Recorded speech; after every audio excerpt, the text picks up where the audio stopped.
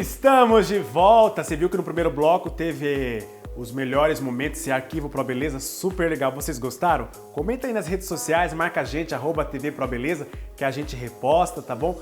Tem essa interatividade com vocês aí de casa que nos acompanha. Agora o segundo bloco, ó, super especial, inédito. A Kátia Coutinho, nossa produtora, nossa musa, vai ter a estreia do programa dela, do quadro aqui na TV Pro Beleza. Visão Humana. O que será? Qual será o assunto? Tô sabendo que tem um entrevistado super importante que todos vocês conhecem. Bota pra rodar aí já já.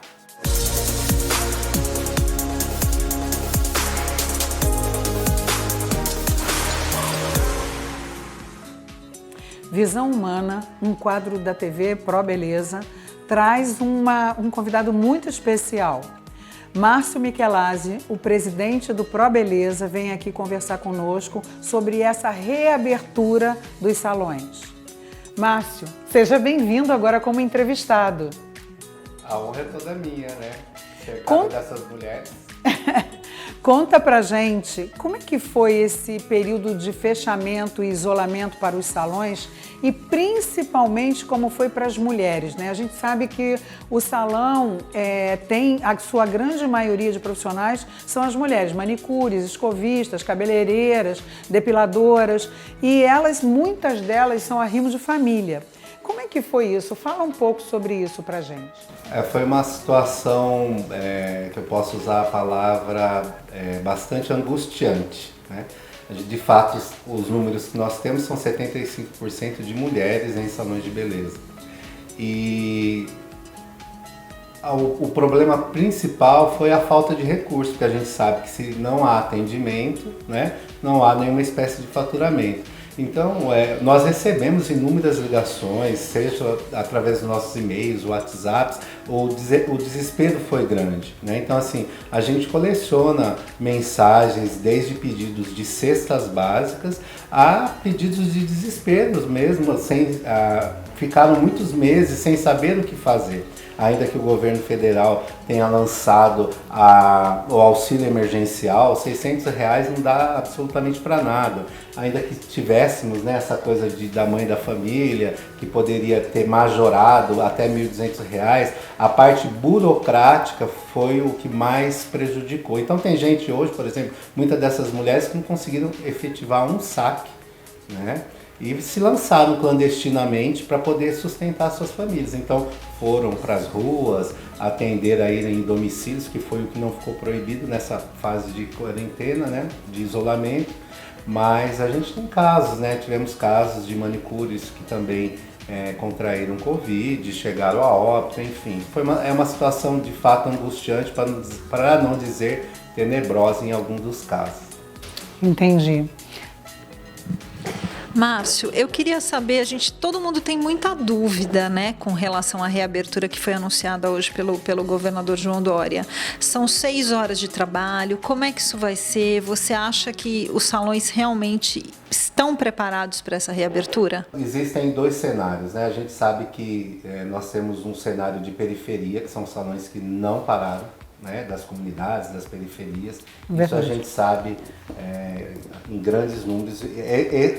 Esse atendimento, esse serviço específico não parou. O que pararam efetivamente foram os salões vitrines dos grandes centros, né, o que foram até fiscalizados aí pelas prefeituras, enfim. A gente sabe também o poder público não tem contingente para poder fazer toda a fiscalização.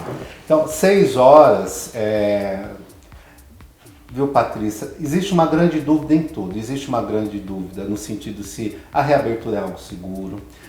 Então a gente coloca em 2 balanças, né? Então, assim, a segurança da questão de saúde, mas a gente também está falando de segurança econômica, né? Então nós temos aí uma situação mais grave, que são pessoas que estão precisando sobreviver, ganhar no mínimo. Então, quando você me pergunta se os salões eles têm condições de voltar a esse atendimento, nós acreditamos que sim, pelos protocolos que foram criados. E foram criados a várias mãos, né? Alguns pontos especiais nos trazem essa confiança. Por exemplo, esse mês passado a gente teve um movimento histórico no Brasil de profissionais da beleza que pararam a Avenida Paulista, né? O que foi histórico nesse sentido? Todo mundo foi muito paramentado. Então a gente conseguiu, nossa classe é muito difusa, né? Ela tem várias pessoas espalhadas em todos os cantos. E ali, em especial, a gente viu que a gente conseguiu se comunicar via WhatsApp, via redes sociais, e nós reunimos mais de 1000 profissionais, todos paramentados, com máscaras, né, inclusive o escudo facial, face shield, e com os outros uniformes. Ali foi um momento que nós olhamos e falamos assim, o pessoal da beleza está preparado, né? Porque se ele vem aqui protestar pacificamente, demonstrar que ele conhece o mínimo de segurança, então a gente espera que isso seja aplicado de uma forma mais eficaz dentro dos estabelecimentos de beleza. Respondi? E pensando na área de segurança, mas trazendo para uma vertente um pouco diferente. Nós sabemos, como você bem disse, que 70% das pessoas que trabalham no salão são mulheres. Vocês percebem, eu tenho algum dado estatístico que fale sobre a violência que essas mulheres sofrem? Né? Tanto as profissionais quanto as clientes, né, que vão até o salão? Eu queria complementar, principalmente nesse momento, né? Porque a violência aumentou muito nesse período de isolamento, né? Então, a gente imagina que para essa classe também, né? São mulheres. E houve essa percepção de aumento? Vocês têm essa notícia? Pelo isolamento, antes da pandemia, nós tivemos encontro com alguns casos, né? Como a gente começou a discutir essa questão de violência contra a mulher especificamente, nós tivemos contato com algumas histórias, né? Inclusive com alguns movimentos, né? Algumas ONGs que já desenvolviam esse trabalho com assim, movimentos bacanas do poder judiciário, por exemplo, né, aqui do estado de São Paulo, com promotoras e juízes. A gente encontrou também um projeto que você fez brilhantemente, amigo meu, no Bate Mulher, como o próprio Miss e Mister trouxe, a questão do Salve uma Mulher. A gente começou a descobrir como instituição, efetivamente, ano passado, o que era de fato essa violência contra a mulher e o que era esse projeto de proteção à mulher. Porque até então, a gente falava de violência de uma maneira geral. E algumas das coisas que me espantaram, por exemplo, eu fui fazer uma palestra especificamente, levamos alguns profissionais da beleza próximos a nós, né, que estavam lá aprendendo sobre identificar essas questões de violência. E o caso específico foi quando uma aluna chegou e retratou, falou, olha, eu sofro essa violência dentro de casa. E aquilo acaba espantando, falou, poxa, a gente está tentando ensinar aqui para o profissional da beleza e essa pessoa está aqui sofrendo essa violência dentro de casa, né? É muito difícil mensurar isso, porque cai tudo num funilzão grande, que a gente tem aí agora que é o canal 180, né? E parece que recentemente a própria 190 da polícia também passou a assumiu essa questão. Então, 180 é um número internacional, a gente não sabia disso. Você vê que engraçado, né? A gente está no dia a dia, mas não sabia disso. Então, 180 é um número internacional de orientação, que fala de casas-abrigos, que as pessoas não sabem. E o que nós sabemos é que houve um aumento muito significativo da violência contra a mulher pela questão da pandemia, não só contra a mulher, como também com as crianças, enfim, porque eles ficaram próximos dos agressores, né? Mais próximos, mais isolados dos agressores. E aí tem outros elementos, né, que fazem com que essa violência também se acentue de uma forma pior, porque é o estresse, essa situação do desconhecido, da pandemia. Então, enfim, números. Nós temos aí, até eu acho que se puder ilustrar já aqui no vídeo para elas, os números que a gente tem oficiais de algumas mídias ou mesmo do Ministério. Eu não consigo te dizer o quanto isso impacta no salão de beleza, né? Porque ainda é uma incógnita entender o quanto essas mulheres sofrem dentro desse estabelecimento.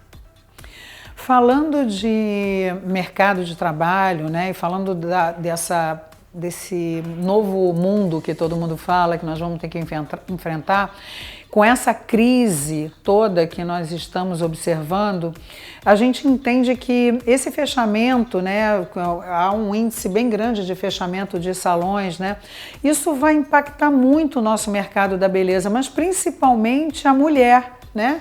Já que ela em sua maioria, os profissionais que ocupam os cargos dentro dos salões. Como é que você vê isso, Márcio? Você tem percebido, tem se dado conta, tem escutado isso, tem chegado isso ao sindicato? Chegou hoje, por exemplo, no dia dessa gravação, que é bacana, né? que é um marco importante dentro desse programa, foi um dia destinado a esses questionamentos. Nós tivemos a oportunidade de falar com outras mídias, né? Que estavam tratando justamente dessa questão da retomada. Eu tive em alguns salões que estavam já se preparando para a abertura, né? Nesse dia. E o que nós sentimos, eu tinha um homem, né, para 6 mulheres, né, e ali dentro do salão que a gente foi visitar, e todas muito esperançosas com a reabertura, mas já preocupados, porque há uma necessidade de limitação de atendimento, não pode fazer 2 serviços ao mesmo tempo. Então, quem ia fazer, por exemplo, que é comum, escova e manicure, já não pode mais. Você tem que escolher um ou outro. Nessa sequência, um ou outro profissional vai ficar de fora. Então, a gente via ali espaços de 4 cadeiras reduzidos a 2. Então, a gente começa a fazer a conta, né? Por exemplo, as despesas não reduziram, nem aluguel, nem a necessidade de manutenção. Já estava difícil por um acúmulo de outras crises que a gente vinha já vivenciando, essa questão da retomada com uma redução de faturamento. Eu não sei que nome a gente pode dar a isso, né? Mas eu vejo que o nosso povo, principalmente a própria mulher, né? Ela de fato é um fenômeno social, né? Desde de parir alguém, colocar alguém no mundo. E eu tenho muita admiração porque eu cresci no meio de mulheres. Minha mãe é uma mulher muito forte, minhas irmãs são mulheres muito fortes. E eu sei o que é essa força de leoa, né? De tirar o sustento de pedra, de saber lidar com todas essas reveses de vida e sem o direito de chorar, né? Exato. Na frente dos filhos, não pode. Minha mãe falava, ela chorava escondida, porque o filho não podia pegar ali essa questão da fragilidade, né? E então eu olhei todo esse cenário, então estou contextualizando para você nesse sentido, porque é muito amplo, né? Eu acredito em forças mágicas, eu posso dizer isso, né? Que é aquela coisa de Goethe, né? Que ele fala, quando você decide, de fato, uma série de forças... conspiram a favor. Exatamente, que é o que eu vejo que essas mulheres anjo que fazem esse Brasil aí se desenvolver contam, porque no cenário, se você colocar na planilha, né? Como você gosta, a conta não fecha. Não fecha. Márcio, eu fui a uma palestra e me falaram uma coisa bem interessante, que a mulher cada vez mais, e com essa pandemia isso ficou bem mais evidente, vive equilibrando os pratinhos, né? Então, ela se viu numa situação em casa, muitas em home office, muitas tendo que atender, aí não tinha mais a creche para o filho, enfim. Como é que vocês deram esse aporte, essa orientação para essa mulher que se viu numa outra empreitada que não era ir trabalhar no salão, mas que precisava ir buscar o sustento da sua família? De verdade, assim, sem hipocrisia nenhuma, a gente conseguiu fazer muito pouco, né? Por todas essas mulheres, muito pouco pelo que elas merecem. O que a gente conseguiu fazer, por exemplo, no âmbito institucional, foi lutar por essas questões dos projetos de lei. Então a gente, durante essa pandemia, correu atrás de fazer a inclusão dessas mulheres, desde revendedoras porta a porta, as próprias cabeleireiras, né, dentro dos auxílios emergenciais, né? A gente sabe que o setor da beleza foi o mais prejudicado. A gente não teve efetivamente nenhum tipo de apoio, nenhum tipo de suporte de empresas, aos profissionais. Se fala na mídia uma série de coisas, né? Pronamp, etc. Mas o Pronamp, que é uma coisa bacana, né? Que é vamos dizer, um crédito pré-aprovado para uma empresa, né? Na verdade, 70% dos empregos no Brasil provém das pequenas empresas e 58% das pessoas vivem na informalidade. Como ele falou muito bem, a gente não teve nenhum tipo de projeto nem de apoio governamental. Nenhum. Isso você vai... E a Kátia falou outro dia de uma maneira brilhante, numa entrevista que a gente deu no chat, né, do ProBeleza, a questão do equilíbrio, né? As mulheres, olha só qual foi a mensagem que a gente teve do governo até hoje para a mulher que se formalizou. E a gente está falando de uma categoria de salão de beleza que era informal, se formalizou, vem pagando os seus impostos já desde 2017, abriu a sua... microempresa, né? Se inscreveu como microempreendedor, empresário individual, vem recolhendo todos os impostos certinho, só que nesse momento ela valeu menos do que um trabalhador informal. Constitucionalmente, pelo amor de Deus, não há diferença em trabalho manual, técnico, etc. Só que há uma diferença a menor daquele trabalhador que se formalizou, que foi lá, vem pagando as suas questões previdenciárias, os seus tributos, que é esse profissional da beleza, né? Que muitos deles sequer conseguiram fazer o saque de R$600. Márcio, nós sabemos que tudo ainda é uma incógnita e que você também não tem bola de cristal, mas nós estamos entrando no segundo semestre, aliás, já estamos.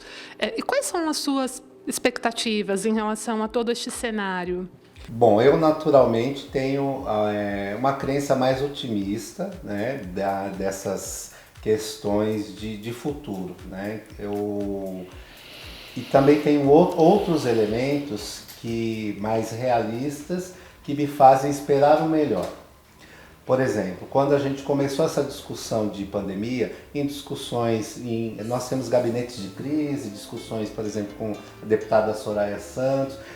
Lá atrás, em março, tudo que veio acontecendo até então, a gente viu que houve uma previsão que se concretizou. Então, da mesma maneira que eu vejo que essas coisas vieram se concretizando em números, né, de contaminados, inclusive números de contaminados de acordo com os meses, em comparativos com dados de outros países, então eu vejo que bateu. Então quando esta fonte que traz essa informação de alguma maneira vai se concretizando, aí você fala, poxa, essa fonte de informação ela é mais certeira, ainda que a gente não tenha bola de cristal. Eu espero um cenário, obviamente, mais otimista, porque a gente tem tido aí notícias das vacinas, a gente sabe que a vacina é algo necessário para esse momento, e nós temos todas essas boas notícias, desde os pesquisadores brasileiros e até dos outros casos. A gente sabe que a questão está em linha de produção, então a gente sabe que tem vacina vindo aí. Mas, independente disso, o mundo vem se equilibrando da maneira como dá nessa questão de contaminação em geral e gradativa nesse processo gradual de volta ao funcionamento. Pensando no mercado da beleza, então eu olho para os outros países, seja na China, né? Ou seja, por exemplo, num bom exemplo que é a Alemanha, a gente sabe que os estabelecimentos, isso com dados, né, que a Intercoiffure lá da Alemanha passou, nós tivemos bons bate-papos com os representantes locais, inclusive os salões de beleza tiveram um aumento em comparação aos outros anos de 25%, né? E a gente sabe que está todo mundo muito trancafiado dentro de casa, né? Então, seja academia, salão de beleza, são os estabelecimentos que as pessoas querem cultuar o belo, cultuar a felicidade, né? O bem-estar, porque a gente vem com esse corpo tão imperfeito, né? Socializar principalmente. Né? Eu sempre vi na beleza um processo de transformação muito grande. Eu gosto do símbolo do ProBeleza, um deles é a flor de lótus, né? Que é uma flor que ela nasce do lodo, né? E tem umas mensagens, eu busco nos estatutos antigos e falam justamente que o trabalho do profissional da beleza é transformar o lixo em luxo, né, o feio em belo. E quando nós comparamos, por exemplo, as pessoas que estão no estado depressiva, elas estão na sua casa, né, largadas, elas não se cuidam. E quando você busca se cuidar, se amar, a primeira coisa que você quer é trabalhar na sua imagem. E ainda que isso foi visto com muita superficialidade, né? Mas esse primeiro passo, porque o invólucro que a gente tem, o corpo que a gente tem, que é esse, vamos dizer, a representação do nosso estado de espírito, de como a gente se comunica na sociedade. Então eu só espero, obviamente, talvez algo que não seja de flash, né? Que isso se reestabeleça de uma maneira tão rápida como a gente precisa. Mas eu vejo sim um cenário positivo com base no que eu venho acompanhando das notícias internacionais. Porque o que aconteceu lá não tem por que não acontecer aqui. Que entrevista, né, gente? Tá vendo como é gostoso conversar com o Márcio? Na última vez foi ele que me entrevistou e eu disse para ele, Márcio, quem não te conhece... É impossível te conhecer, aliás, é impossível te conhecer e não te amar, né? Porque ele é essa pessoa absolutamente incrível que vocês estão vendo. Foi pra gente um prazer entrevistar o Márcio, ele nos dedicou esses momentos aqui. Nós todos estamos torcendo por esse retorno. Esse contato, isso que o Márcio falou do contato com a beleza é fundamental. Nós precisamos desse olhar, a gente precisa desse espelho que nos conta quem nós somos, o que nós desejamos. Olhar todo dia para esse espelho, fazer esse cuidado, retoma, nos devolve aquilo que nós de fato queremos. E nós esperamos que esses profissionais que nos deixam cada vez mais bonitas, com os cabelos mais bonitos, as mãos, né?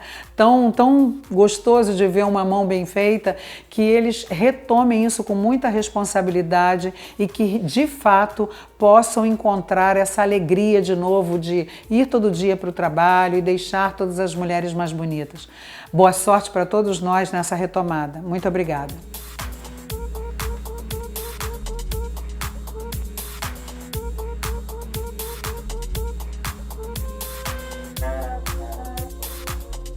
Olha só, a TV Pro Beleza com super dicas para vocês. E hoje eu estou com a GE32, né, Juju? Isso mesmo, Danilo. A GE32 é uma novidade no mercado da beleza brasileiro. É um produto para skincare coreano que tem como base o germânio bioativo.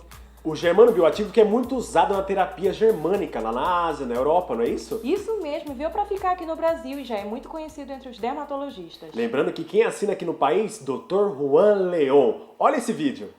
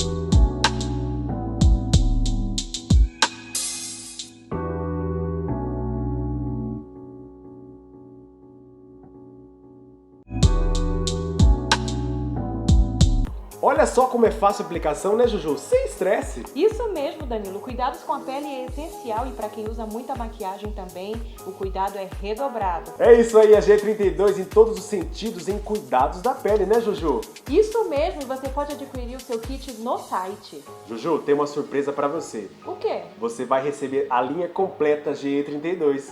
Todo esse kit aqui é seu. Quer ficar feliz como a Juju? Adquira já o seu pelo site GE32. 5 dias milagrosos. Você viu a GE32, ó, maior sucesso entre os dermatologistas, viu? Vocês merecem esse produto e devem conhecer, tá bom? Só que antes disso, no decorrer, como vocês vêm acompanhando, temos vários repórteres regionais Vamos ver quem vai dar o recadinho hoje? Oi, gente, eu sou a Valéria Morelato, embaixadora do Miss e Mister Brasil e também do Pro Beleza. E eu, muito honrada, venho como repórter trazendo para vocês tudo que há de melhor com dicas para vocês que querem entender tudo sobre beleza, moda, concursos e todo o universo feminino. Então fica aqui o meu convite para vocês, a partir de segunda-feira, embarcar nessa nova aventura com a gente. Olá pessoal, tudo bem? Aqui quem fala é o Bruno Poxneck, sou embaixador do concurso Miss e Mister Brasil, policial militar e formado em Educação Física. E fico muito feliz em estar fazendo parte desse time que é do programa Pro Beleza, qual estarei falando um pouquinho da minha área e também algumas dicas de treino. Então estamos juntos nesse time, vejo vocês lá, hein? Olá a todos, meu nome é Antônio Marques, eu sou Mister Brasil 2019 e eu estou muito feliz em fazer parte do programa Pro Beleza. Nele nós estaremos falando sobre fatos e acontecimentos do ramo da beleza, do ramo da estética e do ramo da moda nesse cenário atual, aqui diretamente do Piauí e pelo Nordeste. Sabe onde a gente se encontra? Na Rede Premium TV, canal 26 na NET e também no nosso canal do YouTube TV Pro Beleza. A gente tem um encontro marcado, eu vejo vocês lá. Não saiam daí que eu tenho um recadinho, eu e a Juliana temos um recadinho super interessante para você, tá bom?